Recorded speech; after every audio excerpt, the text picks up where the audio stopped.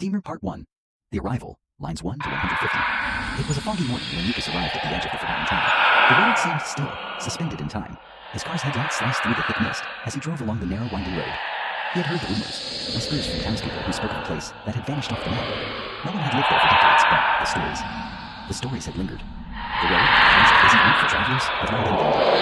Evergreen trees and tangled vines had reclaimed it, as if nature itself had tried to erase all trace of the place. Lucas had been following the faded map for hours, his curiosity growing with every mile he passed. He couldn't explain why he was drawn to it. Something about the stories, the cryptic messages hidden in the local archives, the unsolved disappearances, made him feel like he needed to see it for himself. As the car slowed to a stop, the fog seemed to swallow it whole, leaving only the sound of the engine's hum. Lucas stepped out, his boots sinking into the soft, damp earth. The air felt thick, laden with history. His breath was visible, misting in front of him, like a wisp of something that could easily fade away. The town, or what remained of it, was barely visible through the haze. He had seen abandoned places before, forgotten ruins, ghost towns reclaimed by nature. But this was different. There was something unsettling about the silence, as if the land itself was holding its breath, waiting. Lucas looked around, half expecting to see someone, anyone, but there was no movement, no birds, no animals, not even a breeze to stir the branches. He walked cautiously toward the town's outskirts. The old sign that once read, "Welcome to Bellwood," was now barely legible, faded to the point of obscurity. It hung crookedly on a rusted post, as though it had been there far longer than it ever should have. A chill ran down Lucas's spine, and for the first time he questioned why he had come, but it was too late for doubts now. With a deep breath, he took his first step into the ghostly town. The streets were narrow and cracked, lined with houses that were more skeletons than homes. The architecture was a strange mix of old-world charm and decay, with rotting wood, broken windows, and doors hanging on rusted hinges. Some buildings had completely collapsed, their remnants lying in heaps of debris. Others stood eerily upright, as if waiting for the life that had once filled them to return. But the emptiness in the air was palpable.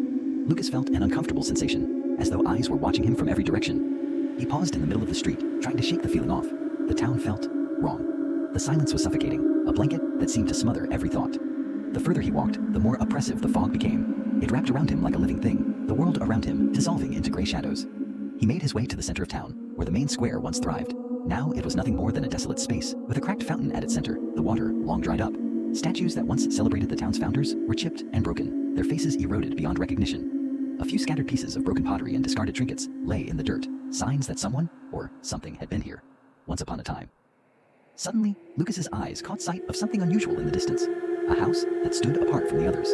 It was larger, more grandiose, with a wrought iron fence surrounding it. Unlike the other buildings, which were succumbing to the elements, this one seemed almost untouched. It stood in stark contrast to the decay surrounding it, its windows dark but intact.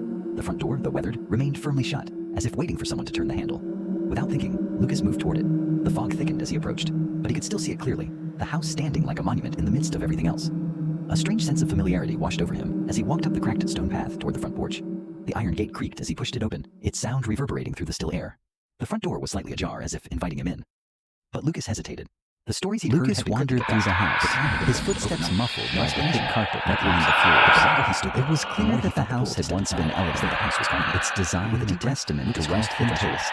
But everything about it now felt frozen in time. He couldn't shake the feeling that he was walking through a memory, and the walls were adorned that with this house had seen things long deeper into the house. It was dark. As he reached the grand staircase, dust-covered window. his attention was drawn to a photograph hanging on the wall. It was old, black and white, its edges curling with age. The picture showed a woman, a man, and a small child standing on the porch of this very house, smiling into the camera. The woman's eyes were hauntingly familiar. They seemed to hold a secret, a story untold. Lucas reached out to touch the photo, his fingers brushing lightly against the glass. The moment his skin made contact, he felt a coldness surge through him. His heart skipped a beat, and the room seemed to shift, as if the past was starting to bleed into the present. He stepped back, his mind racing. What was this place? Why did it feel so familiar?